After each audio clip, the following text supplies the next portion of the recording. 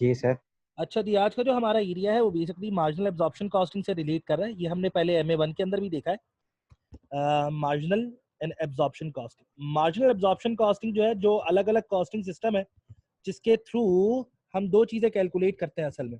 Marginal absorption costing की बात करूंगा तो मार्जिनल एब्जॉर्प्शन कॉस्टिंग सिस्टम दो अलग अलग सिस्टम्स हैं जिनके थ्रू हम कैलकुलेट करते हैं बेसिकली दो चीज़ें। और वो दो कौन कौन सी चीज़ें होती हैं, ज़रा इसके बारे में सुन लीजिएगा।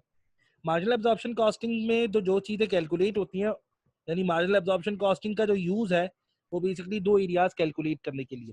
पहला एरिया कि आप वैल्यूएशन ऑफ क्लोजिंग इन्वेंट्री करें, आप कैलकुलेट करें कि आपके पास क्लोजिंग इन्वेंट्री की वैल्यू क्या है, वैल्यूएशन ऑफ क्लोजिंग इन्वेंट्री। तो पहला हो गया वैल्यूएशन ऑफ क्लोजिंग इन्वेंट्री। और वैल्यूएशन ऑफ क्लोजिंग इन्वेंट्री के अलावा दूसरा जो एरिया आपके पास आएगा वो बेसिकली आएगा प्रॉफिट स्टेटमेंट का, कि हाउ टू कैलकुलेट प्रॉफिट। तो दूसरा एरिया आपके पास आएगा प्रॉफिट स्टेटमेंट का। तो वैल्यूएशन ऑफ क्लोजिंग इन्वेंट्री आ गई आपके पास, और उसके अलावा आपने यहाँ पे बना लिया बेसिकली प्रॉफिट स्टेटमेंट। अब अगर आप वैल्यूएशन ऑफ क्लोजिंग इन्वेंट्री या प्रॉफिट स्टेटमेंट की तरफ जाते हैं तो वैल्यूएशन ऑफ क्लोजिंग इन्वेंट्री और प्रॉफिट स्टेटमेंट में दो अलग अलग कॉस्टिंग सिस्टम अप्लाई होंगे। या तो आप कैलकुलेट करेंगे मार्जिनल कॉस्टिंग के through valuation of closing inventory और प्रॉफिट स्टेटमेंट, या बेसिकली क्या करेंगे, या बेसिकली एब्जॉर्प्शन कॉस्टिंग के through valuation of closing inventory करेंगे और उसके अलावा प्रॉफिट स्टेटमेंट कैलकुलेट करेंगे।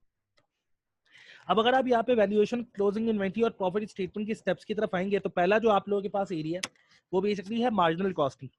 मार्जिनल कॉस्टिंग सिस्टम जिसमें आप दो चीजें कैलकुलेट करेंगे मार्जिनल कॉस्टिंग सिस्टम में। एक तो आप कैलकुलेट करेंगे वैल्यूएशन ऑफ क्लोजिंग इन्वेंट्री और एक आप कैलकुलेट करेंगे प्रॉफिट स्टेटमेंट। अल्टीमेट एम जो आपका होगा वो दो होंगे, या तो आप कैलकुलेट करेंगे जो हमारे पास क्लोजिंग इन्वेंट्री बच गई उसकी वैल्यू क्या है, या आप बेसिकली ये देखेंगे कि आपके पास जो प्रॉफिट कैलकुलेट हो रहा है उस प्रॉफिट की वैल्यू क्या है। सबसे पहले अगर मैं मार्जिनल कॉस्टिंग की बात करता हूं तो मार्जिनल कॉस्टिंग में सबसे पहला ही स्टेप क्या होगा कि आप कैलकुलेट करेंगे मार्जिनल कॉस्ट पर यूनिट। पहला स्टेप क्या होगा, आप कैलकुलेट करेंगे मार्जिनल कॉस्ट पर यूनिट। अगर मैं यहाँ पे मार्जिनल कॉस्ट पर यूनिट की बात करूंगा तो मार्जिनल कॉस्ट पर यूनिट वो कॉस्ट होती है जो कि वेरिएबल भी हो और साथ में प्रोडक्शन भी हो। वेरिएबल भी हो, साथ में प्रोडक्शन भी हो। इसमें क्या क्या शामिल होगा, इसमें एक तो शामिल होगा डायरेक्ट मटेरियल, उसके अलावा शामिल होगा डायरेक्ट लेबर, उसके अलावा शामिल होगा डायरेक्ट एक्सपेंस, उसके अलावा शामिल होगा वेरिएबल एफओएच। ये सारे के सारे पर यूनिट होंगे ताकि आप marginal cost per unit calculate करें। Marginal cost per unit calculate करने के बाद स्टेप नंबर 2 में आप कैलकुलेट करेंगे value of closing inventory. Value of closing inventory. अब यहाँ पे वैल्यू ऑफ क्लोजिंग इन्वेंट्री कैसे कैलकुलेट होगा। वैल्यू ऑफ क्लोजिंग इन्वेंट्री के लिए सबसे पहले आप रखेंगे यहाँ पे क्लोजिंग इन्वेंट्री। पहले तो आपको यहाँ पे क्लोजिंग इन्वेंट्री कैलकुलेट करना पड़ेगा कि आखिर में इन्वेंट्री कितनी बची हुई है।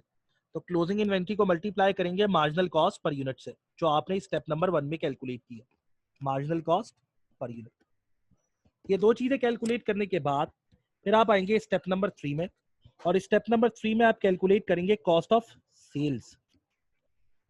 कॉस्ट ऑफ सेल या cost of good sold. Cost of sale का फॉर्मेट क्या होगा, सबसे पहले आप यहाँ पे रखेंगे ओपनिंग इन्वेंट्री। अगर आपके पास ओपनिंग इन्वेंट्री है तो ओपनिंग इन्वेंट्री की अमाउंट, फिर उसके बाद यहाँ पे आप रखेंगे कॉस्ट ऑफ प्रोडक्शन। जितनी भी आपने प्रोडक्शन की है उसके ऊपर आप रखेंगे cost of production, cost of production की अमाउंट। उसके बाद यहाँ पे आप माइनस करेंगे कॉस्ट ऑफ क्लोजिंग इन्वेंट्री या value of closing inventory. Value of closing inventory, जो भी क्लोजिंग इन्वेंट्री है उसकी वैल्यू। तो ये आपने यहाँ पे क्या करना है, माइनस करना है। ये वैल्यू ऑफ क्लोजिंग इन्वेंट्री जैसे ही यहाँ पे माइनस होगी, जो अमाउंट आपके पास आएगी वो बेसिकली कहलाएगी कॉस्ट ऑफ सेल। अब उसके बाद आप कैलकुलेट करेंगे प्रॉफिट स्टेटमेंट। स्टेप नंबर 4 में आपने क्या करना है, प्रॉफिट स्टेटमेंट बनानी है। अब प्रॉफिट स्टेटमेंट कैसे बनेगी, प्रॉफिट स्टेटमेंट बिल्कुल सिंपल वे के अंदर बनेगी। और प्रॉफिट स्टेटमेंट बनाने का तरीकेकार क्या होगा, प्रॉफिट स्टेटमेंट के अंदर सबसे पहले आप क्या करेंगे, बेसिकली यहाँ पे रखेंगे सेल्स। आपने यहाँ पे रखी सेल्स, सेल में से माइनस करेंगे कॉस्ट ऑफ सेल, ये जो अभी आपने ऊपर कैलकुलेट की है cost of sale. Cost of sale के अलावा आप यहाँ पे माइनस करेंगे variable selling cost. Variable selling cost, variable selling cost के अलावा एक और अमाउंट आप माइनस करेंगे variable admin cost. Variable admin cost. जब ये सारी की सारी वेरिएबल कॉस्ट माइनस हो जाएंगी सेल में से, तो जो आंसर आपके पास आएगा वो आंसर आएगा कंट्रीब्यूशन का। ये हमने कॉस्ट क्लासिफिकेशन में भी देखा है कि जब सारी की सारी वेरिएबल कॉस्ट माइनस करते हैं तो आंसर किसका आता है, आंसर आता है कंट्रीब्यूशन का। यहाँ पे आंसर आ गया कंट्रीब्यूशन का। कंट्रीब्यूशन के बाद आप माइनस करेंगे यहाँ से ऑल फिक्स कॉस्ट, जितनी भी फिक्स कॉस्ट है क्वेश्चन में वो सारी की सारी फिक्स कॉस्ट यहाँ से आप माइनस कर देंगे। और फिक्स कॉस्ट माइनस करने के बाद जो आपके पास आंसर आएगा वो आंसर बेसिकली आपके पास होगा प्रॉफिट का। तो यहाँ पे आप जो इसके बाद अमाउंट कैलकुलेट करेंगे वो होगी नेट प्रॉफिट की। तो ये पूरा का पूरा सिनेरियो है बेसिकली प्रॉफिट स्टेटमेंट का। इसे आप अपने पास कॉपी कर लें, उसके बाद फिर इसके ऊपर क्वेश्चन स्टार्ट करते हैं।